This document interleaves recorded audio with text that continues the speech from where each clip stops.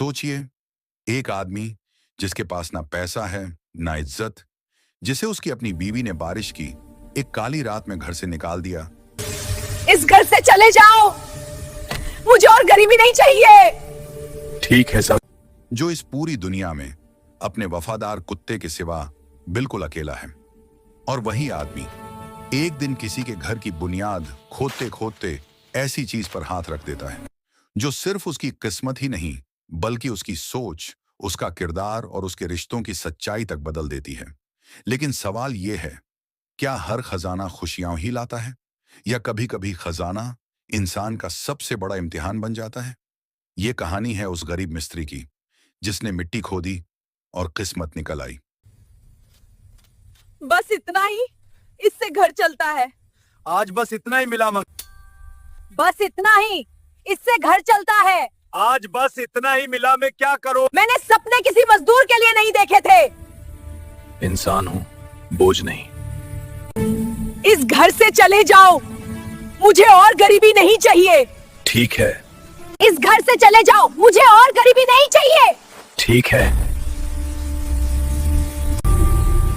सब कुछ छूट सकता है पर वफादारी नहीं।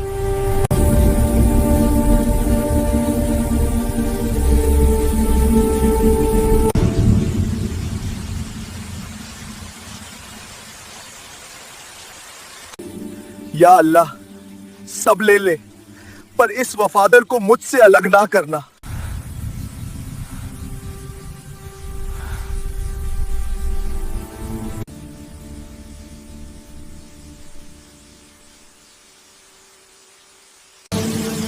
रात गुजर गई पर जिंदगी अभी भी भीगी हुई है।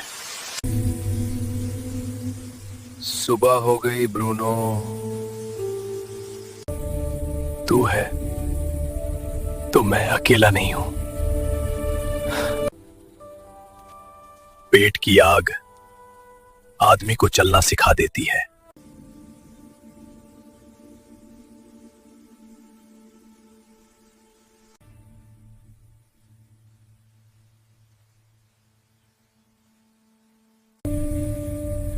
बीवी ने निकाल दिया, नसीब ही खराब है।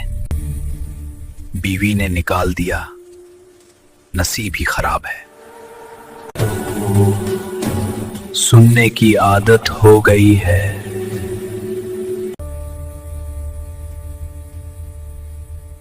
शायद यहां कुछ काम मिल जाए। शायद यहां कुछ काम मिल जाए। कुछ काम मिलेगा क्या? मजदूरी कम मिलेगी, जो मिले मंजूर है। एक छोटे से कस्बे के किनारे कच्ची गलियों और मिट्टी से बने मकानों के बीच नदीम नाम का एक गरीब मिस्त्री रहता था। उस जगह को घर कहना भी शायद सही नहीं होगा। मिट्टी की दीवारें, फूस की छत और दरवाजे पर लटकी एक जंग लगी कुंडी। बरसात आती तो छत टपकने लगती, सर्दी पड़ती तो दीवारों से ठंड रिसने लगती। लेकिन उस घर में एक चीज हमेशा पक्की रही, नदीम की मेहनत। हर सुबह फज्र से पहले उसकी आंख खुल जाती। थकी हुई टांगें, झुकी हुई कमर और हथेलियों पर पड़े पुराने छाले सब उसके रोज के साथी थे। उसके साथ हमेशा रहता था ब्रूनो, भूरे रंग का, थोड़ा बूढ़ा लेकिन बेहद वफादार कुत्ता। ब्रूनो नदीम की परछाई की तरह था। जहां नदीम जाता वह 2 कदम पीछे पीछे चल देता। लोग अक्सर कहते, आदमी तो कमजोर है लेकिन कुत्ते से दिल बहुत मजबूत है। नदीम दिन भर काम की तलाश में भटकता, कभी किसी के घर की नींव खोदता, कभी अधूरी दीवारें उठाता तो कभी ईंटें ढोता। मजदूरी इतनी कम होती कि दिन ढलते ढलते सिर्फ सूखी रोटियां और थोड़ी सी दाल ही नसीब होती। और जब वह थका हारा घर लौटता तो उसे मिलते थे उसकी बीवी शाहिस्ता के ताने। बस इतना ही, इससे घर चलता है। आज बस इतना ही मिला, मैं क्या करूं?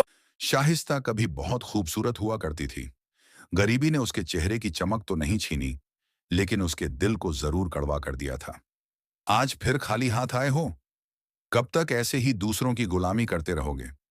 मेरी किस्मत में यही आदमी लिखा था क्या?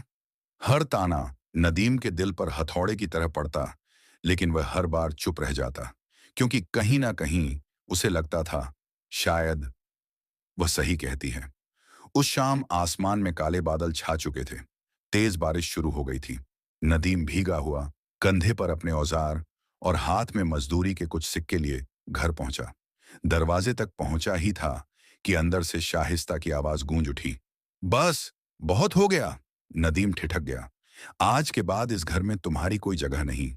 शाहिस्ता की आंखों में गुस्सा नहीं, नफरत थी। नदीम की आवाज कांप गई। मैं जाऊंगा कहां? शाहिस्ता जोर से हंसी। जहां मन करे वहां जाओ, अपने उस कुत्ते के साथ। वो तुमसे ज्यादा काम का है। ये सिर्फ शब्द नहीं थे, ये तीर थे जो सीधे नदीम के सीने में उतर गए। नदीम ने कुछ नहीं कहा, चुपचाप अपने औजार उठाए और दरवाजे से बाहर कदम रख दिया। पीछे पीछे ब्रूनो भी चल पड़ा। बारिश में अंधेरी सड़क पर एक आदमी और उसका कुत्ता, दोनों बेघर। नदीम कस्बे के आखिरी सिरे तक चलता चला गया। वहां एक अधूरी जमीन थी जहां बरसों से कोई काम नहीं हुआ था। वहीं बैठकर उसने आसमान की तरफ देखा। या खुदा, उसकी आवाज टूट गई। मेरे पास अब सिर्फ ये कुत्ता है। अगर तू है तो बस मुझे टूटने मत देना। ब्रूनो ने उसका हाथ चाट लिया, जैसे कह रहा हो, मैं हूं तेरे साथ। उस रात नदीम को अंदाजा भी नहीं था कि यही टूटन उसकी जिंदगी की सबसे बड़ी शुरुआत बनने वाली है। क्योंकि बहुत जल्द वही हाथ जो आज खाली थे, एक ऐसी बुनियाद खोदने वाले थे जिससे सिर्फ एक घर नहीं बल्कि किस्मत बाहर आने वाली थी। अगली सुबह नदीम की आंख बहुत देर से खुली। रात भर की बारिश के बाद हवा में मिट्टी की सोंधी खुशबू तैर रही थी। आसमान साफ था, मगर नदीम के दिल में अब भी बादल जमे हुए थे। वह उसी अधूरी जमीन के किनारे पड़ा था जहां रात को बेघर होकर बैठा था। ब्रूनो उसके पास ही लेटा था। जैसे ही नदीम ने करवट बदली, ब्रूनो उठकर उसकी तरफ देखने लगा। नदीम ने हल्की सी मुस्कान के साथ उसके सिर पर हाथ फेरा। लगता है आज फिर काम ढूंढना पड़ेगा दोस्त। उसके पास न घर था, न बीवी का सहारा, न कोई अपना। लेकिन पेट की आग इंसान को चलना सिखा ही देती है। काम की तलाश नदीम औजार कंधे पर डालकर कस्बे की तरफ चल पड़ा। ब्रूनो हमेशा की तरह उसके पीछे पीछे चलता रहा। रास्ते में लोग उसे देखते, कुछ पहचान कर मुंह फेर लेते, कुछ आपस में फुसफुसाते, यही है वो आदमी जिसे बीवी ने घर से निकाल दिया। बेचारा है, लेकिन नसीब ही खराब है। नदीम ने किसी की तरफ नजर नहीं उठाई। दोपहर के करीब कस्बे के दूसरे सिरे पर एक नया घर बन रहा था। बड़ी हवेली नहीं थी, लेकिन आसपास के घरों से थोड़ा बेहतर जरूर था। वहां एक उम्रदराज आदमी खड़ा था। नाम था हकीम अली। नदीम ने हिम्मत जुटाकर पूछा, मालिक, अगर खुदाई का काम हो तो बता दीजिए। हकीम अली ने उसे ऊपर से नीचे तक देखा। फटे कपड़े, थका हुआ चेहरा और पीछे खड़ा एक कुत्ता। मजदूरी कम दूंगा, उसने साफ शब्दों में कहा। नदीम ने सिर झुका लिया। जो मिले मंजूर है। बुनियाद की शुरुआत काम शुरू हुआ। नदीम ने फावड़ा उठाया और जमीन में गाड़ दिया। हर वार के साथ मिट्टी उछलती, पसीना बहता। ब्रूनो पास ही एक पेड़ की छांव में बैठा निगाहें गड़ाए हुए था। दोपहर की धूप धीरे धीरे तेज होती जा रही थी। बाकी मजदूर थककर सुस्ताने लगे, लेकिन नदीम खुदाई करता रहा, क्योंकि अब रुकने का मतलब था भूखा रह जाना। घंटों की मेहनत के बाद जब बुनियाद कुछ गहरी हो चुकी थी, तभी थक फावड़ा किसी सख्त चीज से टकराया। नदीम चौंक गया। शायद कोई बड़ा पत्थर होगा, उसने सोचा। उसने फिर से वार किया। थक, आवाज वही थी। अब उसका दिल तेज तेज धड़कने लगा। वह घुटनों के बल बैठ गया और हाथों से मिट्टी हटाने लगा। मिट्टी के नीचे लकड़ी जैसी कोई चीज नजर आई, पुरानी, बहुत पुरानी। अचानक ब्रूनो खड़ा हो गया। उसके कान खड़े थे और वह धीमे धीमे गुर्राने लगा। शांत ब्रूनो, नदीम ने फुसफुसाकर कहा। उसने इधर उधर देखा। बाकी मजदूर दूर अपने काम में लगे हुए थे। नदीम ने और मिट्टी हटाई। अब साफ दिख रहा था, यह लकड़ी नहीं थी, यह किसी संदूक का कोना था। डर और दुआ, नदीम की सांस अटक गई। उसके हाथ कांपने लगे। या अल्लाह, उसके होंठ बुदबुदाए। ये क्या है? उसके दिल में डर उतर आया। अगर यह किसी की अमानत हुई तो, अगर यह किसी बड़ी मुसीबत की शुरुआत बन गई तो। एक पल के लिए उसका जी चाहा मिट्टी वापस डाल दे, सब कुछ वहीं छोड़ दे। लेकिन तभी उसके जहन में शाहिस्ता की आवाज गूंज उठी। निकल जाओ मेरे घर से। नदीम ने गहरी सांस ली। या खुदा, अगर ये मेरी आजमाइश है तो मुझे सही रास्ता दिखा। उसने खुदाई फिर से शुरू कर दी। कुछ ही देर में पूरा संदूक बाहर आ गया। लोहे की पट्टियों से बंधा हुआ, जंग लगा ताला और किनारों पर जमी खाई। ये नया नहीं था, ये बरसों, शायद सदियों पुराना था। नदीम ने चारों तरफ नजर दौड़ाई। कोई उसे देख नहीं रहा था। उसने अपने कपड़े से संदूक को साफ किया, फिर एक पत्थर उठाया और ताले पर जोर से मारा। पहली चोट में कुछ नहीं हुआ, दूसरी में भी नहीं। तीसरी बार कड़क, ताला टूट गया। नदीम की धड़कन उसके कानों में गूंजने लगी। उसने धीरे धीरे संदूक का ढक्कन उठाया और उसकी आंखें चौंधिया गईं। अंदर सोने के सिक्के थे, चमकते हुए, भारी हार, कीमती गहने। नदीम वहीं जमीन पर बैठ गया। उसकी आंखों से आंसू बहने लगे। क्या ये कोई सपना है या तूने सच में मेरी सुन ली, मेरे मालिक? ब्रूनो संदूक के पास आया, एक सिक्का सूंघा और फिर नदीम की तरफ देखा, जैसे पूछ रहा हो, अब क्या? फैसला। नदीम ने फौरन संदूक का ढक्कन बंद कर दिया। उसका दिल कह रहा था, सब ले ले, लेकिन जमीर बोला, सोच। उसने खुद से कहा, अगर किसी को पता चल गया तो ये दौलत नहीं, मेरी मौत बन जाएगी। उसने संदूक को फिर से मिट्टी में दबा दिया। काम खत्म होने पर उसने मजदूरी ली, बस कुछ सिक्के। हकीम अली ने कहा, कल फिर आ जाना। नदीम ने चुपचाप सिर हिला दिया। जब वह वहां से निकला तो उसके कदम भारी थे, क्योंकि आज वह खाली हाथ नहीं था। उसके पास एक राज था, एक ऐसा राज जो उसकी पूरी जिंदगी बदल सकता था। लेकिन नदीम ये नहीं जानता था कि हर खजाना इंसान को ऊपर नहीं उठाता। कुछ खजाने इंसान की असली परीक्षा लेते हैं, और नदीम की परीक्षा अब शुरू ही हुई थी। उस रात नदीम देर तक सो नहीं पाया। पुरानी खंडहर सी कुटिया में लेटा हुआ वह छत को देखता रहा, जहां कुछ जगहों से तारे झांकते नजर आते थे। उसके दिमाग में बार बार वही मंजर घूम रहा था, मिट्टी में दबी हुई लकड़ी की संदूक, सोने की चमक और उसका अपना कांपता हुआ हाथ। ब्रूनो उसके पास ही लेटा था। कभी कभी वह अपनी पूंछ हिलाता, जैसे याद दिला रहा हो कि नदीम अब अकेला नहीं है। ब्रूनो, नदीम ने धीमी आवाज में कहा, अगर इंसान के पास ज्यादा आ जाए तो क्या वो बदल जाता है? ब्रूनो ने उसकी तरफ देखा और चुपचाप अपना सिर नदीम के पैर पर रख दिया। शायद जवाब यही था, बदलता इंसान नहीं, बदलती है उसकी नीयत। पहला कदम अगली सुबह नदीम बहुत सोच समझ कर उठा। वह सीधे उस जगह नहीं गया जहां खजाना दफन था। पहले उसने वुजू किया, 2 रकत नफल पढ़ी और फिर दुआ मांगी, या अल्लाह, मुझे इस दौलत का गुलाम मत बनाना, मुझे इसका मालिक बनाए रखना। फिर वह शाम ढलते ही चुपचाप उस अधूरी हवेली की तरफ गया। चारों ओर सन्नाटा पसरा हुआ था। उसने मिट्टी हटाई, संदूक खोला और बस 2 छोटे सिक्के निकाल लिए, सिर्फ उतने ही। फिर उसने संदूक बंद किया, मिट्टी बराबर की और बिना किसी को बताए लौट आया। उस रात वह देर तक उन सिक्कों को अपनी हथेली पर रखे देखता रहा। इतनी दौलत और इतनी बड़ी जिम्मेदारी। अगले कुछ दिनों में नदीम ने वही किया जो एक समझदार इंसान करता है। उसने न कोई बड़ा ऐलान किया, न नए कपड़े खरीदे और न ही कोई दिखावा। बस एक छोटी सी चीज बदली। उसने मजदूरी छोड़ दी। बाजार के एक कोने में उसने एक छोटी सी दुकान ली, आटा, दाल, तेल और रोजमर्रा का जरूरी सामान। लोग हैरान थे, कल तक मिस्त्री था और आज दुकान। नदीम बस मुस्कुरा देता। रोजी बदलती रहती है।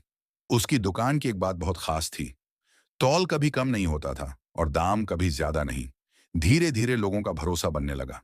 नदीम की दुकान से ले लो, वो धोखा नहीं देता। ब्रूनो अक्सर दुकान के बाहर बैठा रहता, मानो पहरेदारी कर रहा हो। तरक्की और चर्चा। कुछ ही हफ्तों में नदीम की दुकान चल निकली। मुनाफा बहुत ज्यादा नहीं था, लेकिन उसमें बरकत जरूर थी। वह अब भी उसी पुरानी कुटिया में रहता था। रात को ब्रूनो के साथ बैठकर सूखी रोटी खाता और मुस्कुराकर कहता, दौलत अगर सिर चढ़ जाए तो इंसान गिर जाता है। गांव में बातें होने लगी, किस्मत बदल गई है, जरूर कोई बड़ा हाथ लगा है। नदीम सब सुनता और अनसुना कर देता, लेकिन हर कानाफूसी एक बीज की तरह होती है जो कहीं ना कहीं संदेह उगा देती है। एक और दिल बेचैन होने लगा, शाहिस्ता, वही औरत जिसने गरीबी के दिनों में नदीम को ठुकरा दिया था। अब वह रोज बाजार से गुजरती और दूर से नदीम को देखती। वही चेहरा था, लेकिन अब उस पर थकान नहीं थी, लोग उसकी इज्जत करते थे, सलाम करते थे। शाहिस्ता का दिल हर बार सिकुड़ जाता। एक शाम वह कुटिया के सामने आ खड़ी हुई। ब्रूनो ने उसे देखते ही खड़े होकर भौंकना शुरू कर दिया। नदीम बाहर आया। दोनों आमने सामने खड़े थे। सलाम। शाहिस्ता की आवाज कांप रही थी। वालेकुम सलाम। नदीम का लहजा शांत था। कुछ पल तक खामोशी रही। फिर शाहिस्ता बोली, मैं गलत थी। नदीम ने कुछ नहीं कहा। मैंने तुम्हें तुम्हारी गरीबी की वजह से छोड़ा और आज समझ आया कि मैं इंसान को नहीं, उसकी हालत को देख रही थी। नदीम ने गहरी सांस ली। गरीबी इंसान को छोटा नहीं बनाती, वह बोला, नजरें बनाती हैं। शाहिस्ता की आंखों से आंसू बह निकले। क्या मैं क्या मैं वापस आ सकती हूं? ब्रूनो हल्का सा गुर्राया। नदीम ने पहले ब्रूनो की तरफ देखा, फिर शाहिस्ता की ओर।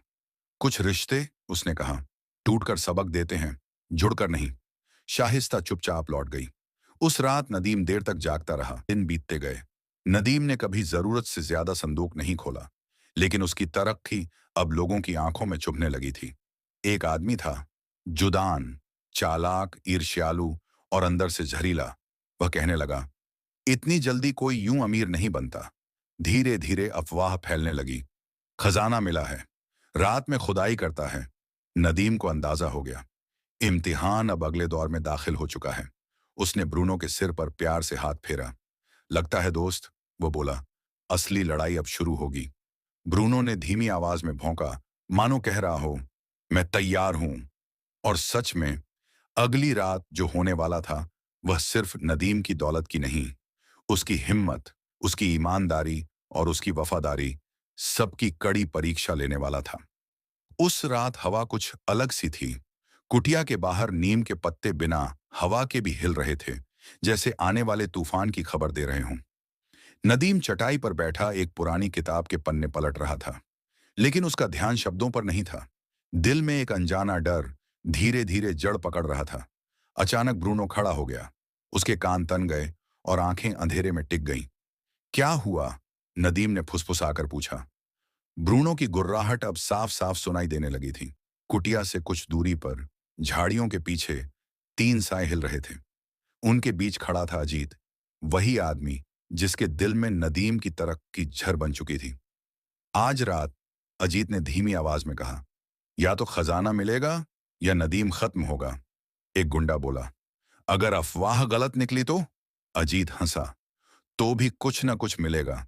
ऐसे आदमी के पास खाली हाथ नहीं होता। हमला जैसे ही वे कुटिया के पास पहुंचे, ब्रूनो बिजली की तरह दौड़ा। उसकी भौंक रात को चीरती चली गई। पहला आदमी संभल भी ना पाया था कि ब्रूनो उस पर झपट पड़ा। उसके दांत सीधे उसकी बाह में गड़ गए। एक तेज चीख गूंजी। नदीम लाठी लेकर बाहर आया। कौन हो तुम? उसकी आवाज में डर नहीं, सिर्फ सख्ती थी। अजीत एक कदम पीछे हटा। खजाना दे दो तो जान बचेगी, उसने धमकी दी। नदीम हंसा। तुम मिट्टी खोद रहे हो, वह बोला, और खजाना ढूंढ रहे हो। मैंने इंसान खोदा है और इज्जत पाई है। गुंडों ने हमला कर दिया। नदीम ने पूरी ताकत से लाठी घुमाई। लेकिन आज का असली योद्धा ब्रूनो था। एक एक करके वह उन्हें पीछे धकेलता गया। इतनी देर में पूरा गांव जाग चुका था। लोग मशालें लेकर दौड़ते हुए आ पहुंचे। अजीत भागने लगा, लेकिन ठोकर खाकर जमीन पर गिर पड़ा। इंसाफ की सुबह सुबह होते होते पूरा गांव जमा हो गया। मुखिया, बुजुर्ग और कचहरी के लोग भी आ पहुंचे। अजीत के गुंडों ने सब कुछ उगल दिया। अफवाहें, साजिश और खजाने की लालच। मुखिया ने नदीम से पूछा, क्या सच में कोई खजाना है? नदीम कुछ पल चुप रहा, फिर बोला, हाँ। भीड़ में हलचल मच गई। लेकिन, उसने आगे कहा, वो मेरी मेहनत से ज्यादा मेरे सब्र का है। उसने सबके सामने संदूक बाहर निकाला। सोना चमक उठा, लेकिन उससे भी ज्यादा नदीम की आंखें चमक रही थीं। मैं इसे अपना नहीं मानता, वह बोला, यह अल्लाह की अमानत है। फिर उसने ऐलान किया, खजाने का बड़ा हिस्सा गांव के नाम। कुएं बनेंगे, मदद खाने खुलेंगे, गरीबों की शादियां होंगी और अनाथ बच्चों की परवरिश होगी। भीड़ सन्न रह गई। उसी भीड़ में शाहिस्ता भी खड़ी थी। उसकी आंखों से लगातार आंसू बह रहे थे। शाम को वह एक बार फिर कुटिया के सामने आई। आज मुझे यकीन हो गया, उसने कहा, मैंने हीरा ठुकराया था। नदीम ने उसे देखा। लंबे अरसे बाद उसकी आवाज नरम पड़ी। अगर तुम उस दिन गरीबी में मेरे साथ रहती, वह बोला, तो आज ये सवाल पैदा ही ना होता। शाहिस्ता ने चुपचाप सिर झुका लिया। अगर आज भी सिर्फ दौलत के लिए आई हो, नदीम ने कहा, तो ये दरवाजा बंद है। शाहिस्ता ने हिम्मत जुटाकर पूछा, और अगर इंसान के लिए? नदीम ने ब्रूनो की तरफ देखा। ब्रूनो शांत था। नदीम ने धीरे से दरवाजा खोल दिया। साल गुजर गए। कुटिया अब भी वहीं थी, लेकिन उसके अंदर सुकून बस चुका था। नदीम बड़ा आदमी बन गया था, मगर कभी घमंडी नहीं हुआ। ब्रूनो बूढ़ा हो गया, लेकिन आखिरी दम तक वफादार रहा। गांव के बच्चे आज भी ये कहानी सुनते हैं, वह मिस्त्री जिसे खजाना मिला था, और कहानी हर बार यहीं आकर खत्म होती है। खजाना मिट्टी में नहीं होता, खजाना होता है सब्र में, वफादारी में, और उस दिल में जो दौलत पाकर भी इंसान बना रहे। अगर इस कहानी ने आपको यह याद दिलाया हो कि गरीबी इंसान की कीमत तय नहीं करती, बल्कि उसका किरदार तय करता है। अगर आपको लगा हो कि आज भी इस दुनिया में ईमानदारी, सब्र और वफादारी जिंदा है, तो इस वीडियो को लाइक जरूर कीजिए, क्योंकि आपका एक लाइक हमारे लिए सिर्फ एक बटन नहीं, बल्कि इस बात की गवाही है कि सच्ची कहानियां आज भी लोगों के दिलों तक पहुंच रही हैं। और अगर आप चाहते हैं कि ऐसी ही दिल को छू लेने वाली, सबक सिखाने वाली कहानियां आप तक हर रोज पहुंचती रहें, तो अभी चैनल सब्सक्राइब कीजिए और बेल आइकॉन जरूर दबाइए, ताकि कोई भी कहानी आपसे छूट न जाए। इस कहानी को शेयर जरूर करें अपने उस दोस्त, भाई या बहन के साथ जो आज जिंदगी की किसी मुश्किल से लड़ रहा हो। सकता है ये कहानी उसके लिए एक नई उम्मीद बन जाए। कमेंट में जरूर बताइए। अगर आप नदीम की जगह होते, तो क्या आप भी वही फैसला लेते? याद रखिए, असल खजाना मिट्टी में नहीं होता, असल खजाना इंसान के दिल में होता है।